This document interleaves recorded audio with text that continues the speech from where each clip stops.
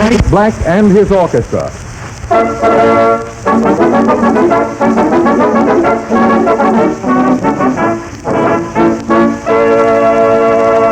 The orchestra opens the program with Where's That Rainbow from Peggy Ann.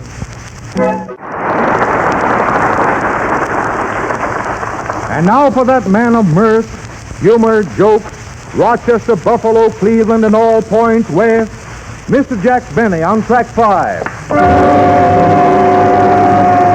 Thank you. Hello again. That was Aloys Havrilla, folks, who has me mixed up with the 20th century. I don't know, we're all goofy up here.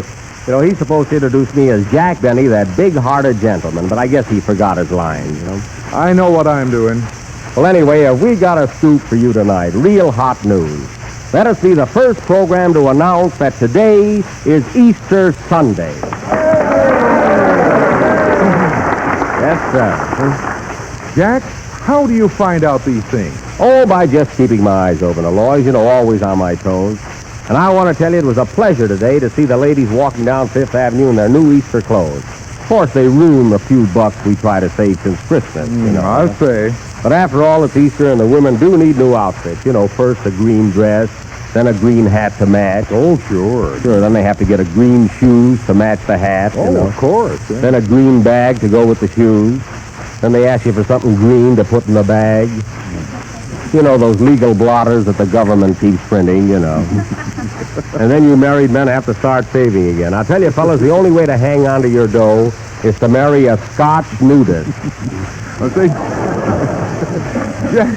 Jack, what are you talking about? I don't know, Avrilla. There's a microphone here. I thought I'd use it, you know. However, as I was saying, it is nice to see people out in their new spring finery. New hats, new dresses, new suits. And it is nice to see the new Chevrolet with a shining hood. It's beautiful picture I'll grant body. you that, Aloys. I'll grant you. After all, that's what we're here for, yes. Hello, gentlemen. Happy Easter. How do you like my new coat? Very nice, Mary. But say, why a raccoon coat? This is Easter. I know, but they're so cheap this time of the year. Oh. You know, I'm getting 10% off. Off what? I don't know. Wait till you get the bill. I see. Where were you all day? Well, I was up in Harlem trying to get some colored eggs.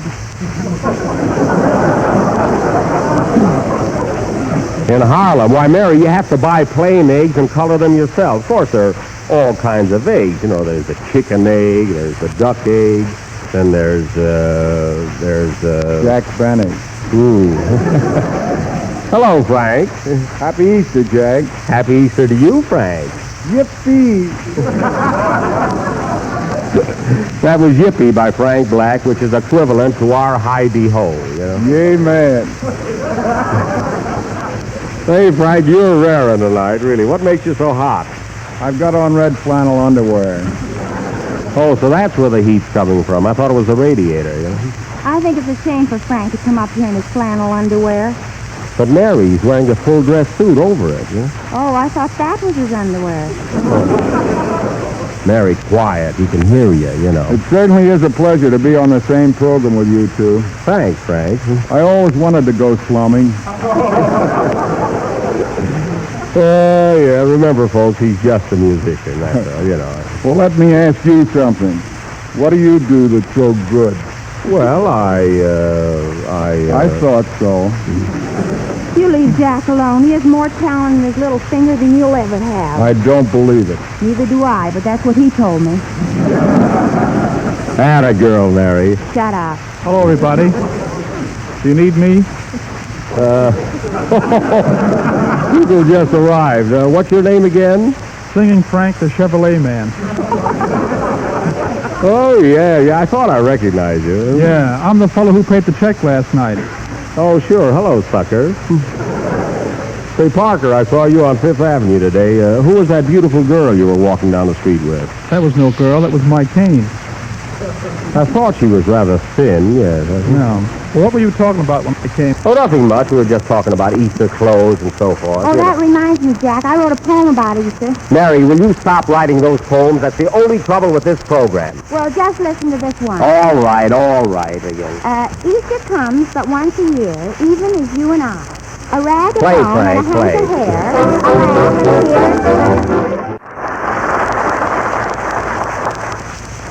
So So the man worthwhile is the one who can smile on a happy Easter day. Hey, hey. That was Frank Black and his orchestra by Mary Livingstone. That's the last poem I'll ever write. There goes the telephone. I'll take it, Jack. Okay, Mary. Hello? Yes? Yes? Who's it for, Mary? It's a rush call. They want to know if Mr. Onion from Bermuda's here tonight. Why, Mary, this is April Fool's Day. Oh, yeah? I'll answer no more phones today. Don't get sore, Mary. It's just a gag. Come here, Mary. We'll pull it on Frank Black. Listen, we'll have him call up a number and play a joke on him. See? Well, doesn't he know it's April 1st? He doesn't even know what year this is. Now, look, now, here's what we do. You go over and ask Black to call up Whitehall 41560 and ask for Mr. Mackerel. Well, what's funny about that? Mary, Whitehall 41560 is the aquarium. It doesn't strike me funny. Mary, don't you know what an aquarium is? Sure, a person who rides horses. That's an equestrian. Oh, yeah? Oh, now I get it. Oh, yeah, I get it now. Oh, Frank. Yes, Mary. Will you do me a favor and call up Whitehall 41560 and ask for Mr. Maxwell? I'd like to talk to him. All right, Mary. Oh, wait a minute. Do you know what day this is? Sure, it's Sunday. Anything else? No, just Easter Sunday. Yeah, he doesn't know it's April 1st. That's because he doesn't pay his rent on time, you know. Go ahead, Frank. Get me that number. Oh, boy. Hello, operator. Operator. Get me Whitehall 41560. So fun. Hello? Hello, I want to speak to Mr. Mackerel. What a jerk. Hello, is this you, Mac? How are you, Mac? Must be something wrong here someplace. I'm glad to hear it. How's Mrs. Mackerel? Come on, answer me. Don't flounder around. Oh. Well, what do I do now, Jack? Forget the whole thing. He knows every fish in town, I think. Yes, Mac. My orchestra's pretty well filled up, but I could use another bass and a flute. Maybe you could use another pickerel player. Wait a minute, Mac. Wait a minute. Mary Livingstone wants to talk to you. Here you are, Mary. Well, the whole thing sounds fishy to me. Hello? Hello? Hello?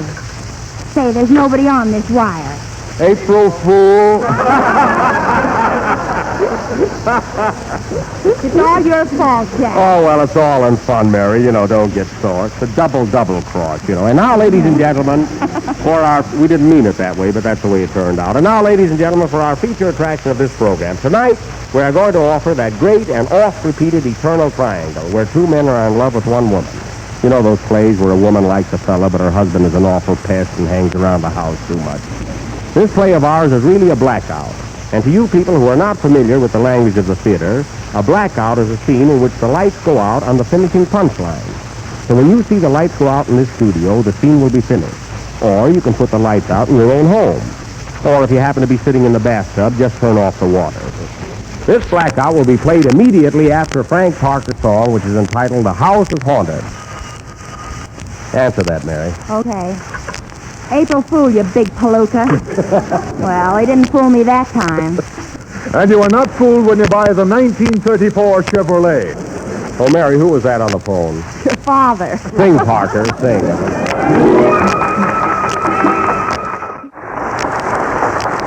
That was Frank Parker singing The House is Haunted. And now for our blackout, the Eternal Triangle, played by the husband, Lionel Havrilla, the wife, Catherine Livingstone, and the lover, Clark Denny. Curtain. Music.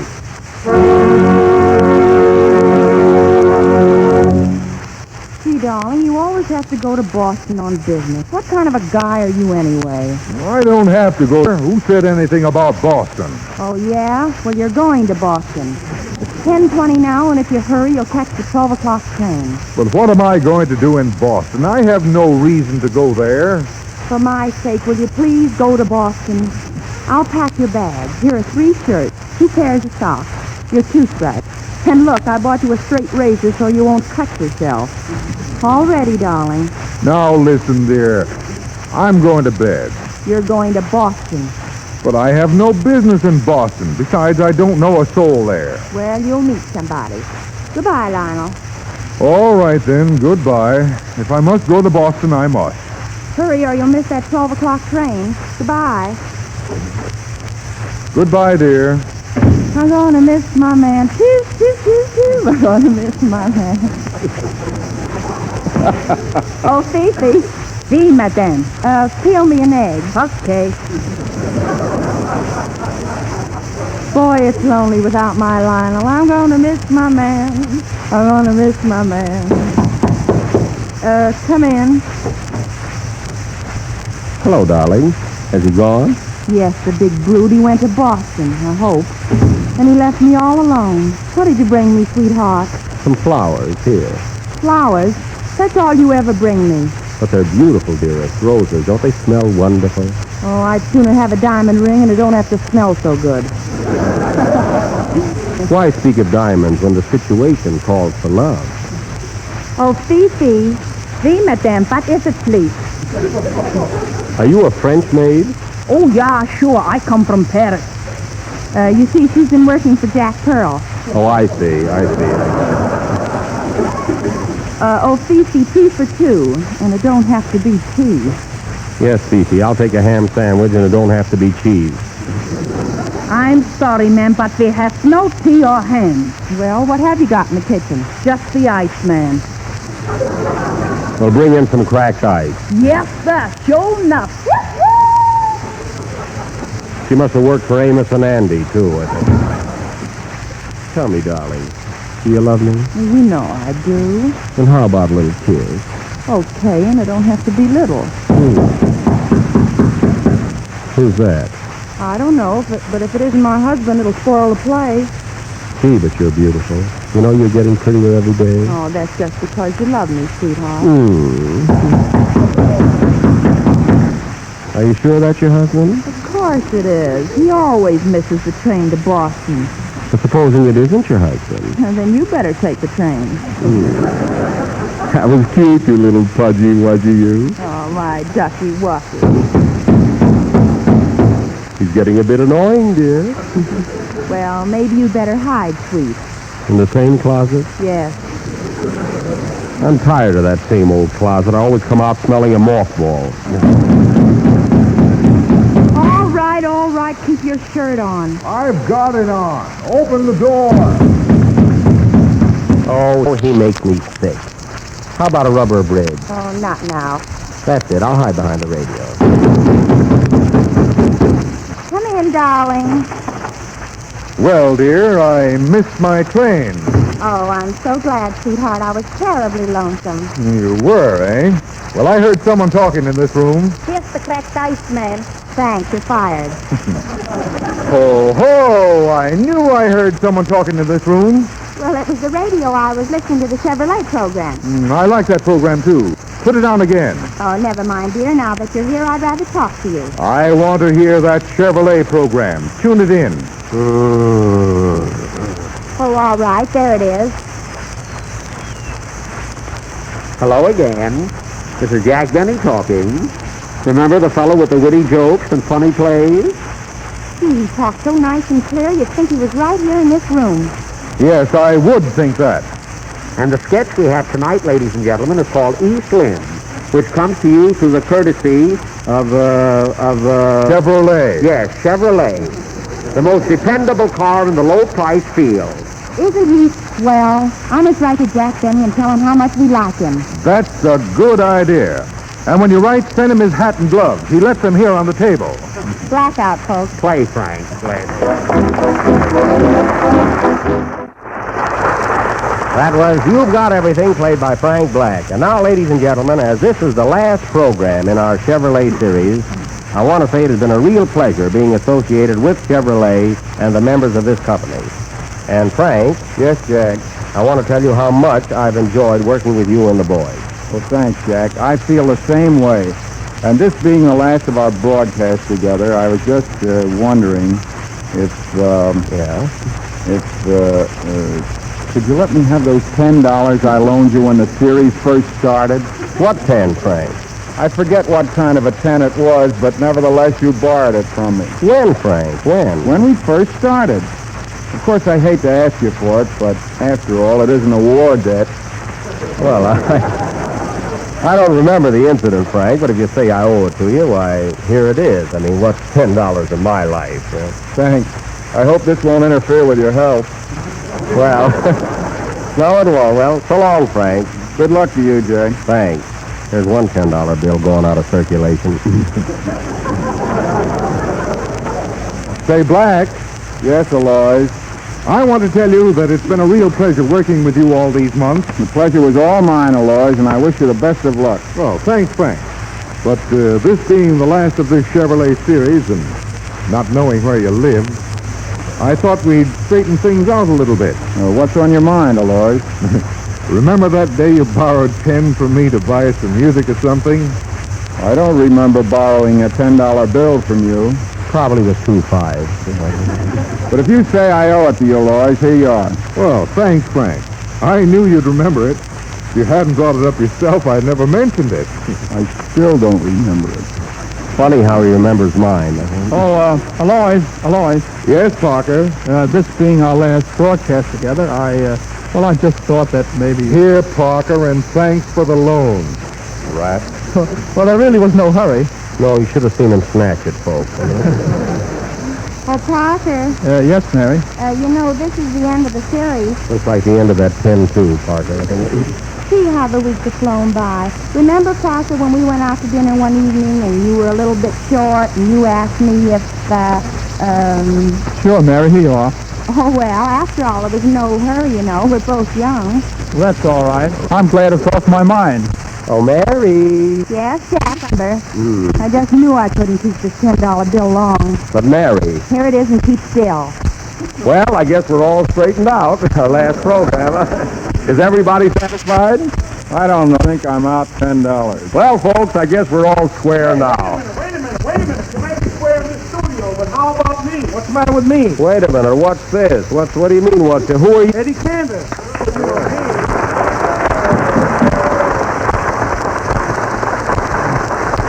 Why, Eddie, listen, I'm glad you came up. I have your 10 right here waiting for It's you. about time. Now, listen, Jack, what about that necktie? You know I just loaned you that for the Sunday night broadcast. Well, Eddie, listen, I can give you back your tie here. Hey, wait a minute. What Wait a minute. And what about that suit you're wearing? Well, I thought you gave me that suit. Why should I give you a suit that Jimmy Wallington can wear? You know I... Well, listen, I'm not going to take off this suit right in this studio. That's all right. You can give it to me later. And listen, Jack, confidential. Yeah. Tell Mary that Ida wants that dress back, will you?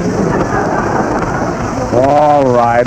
Is there anything else, Eddie? No, play, Frank. Fine neighbors. Yeah. Fine neighbors we have in this studio. It's the last time I'll drink coffee. The last program in the Chevrolet series. And again, I want to thank everybody on this program and Chevrolet for a most enjoyable and happy year on the air. Me too. See you shortly, folks. Good night.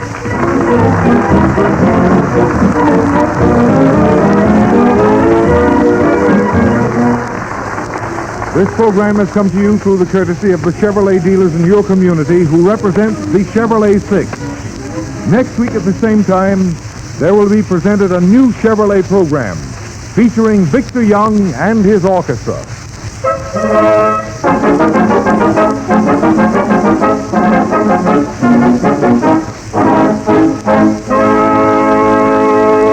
This is the National Broadcasting Company.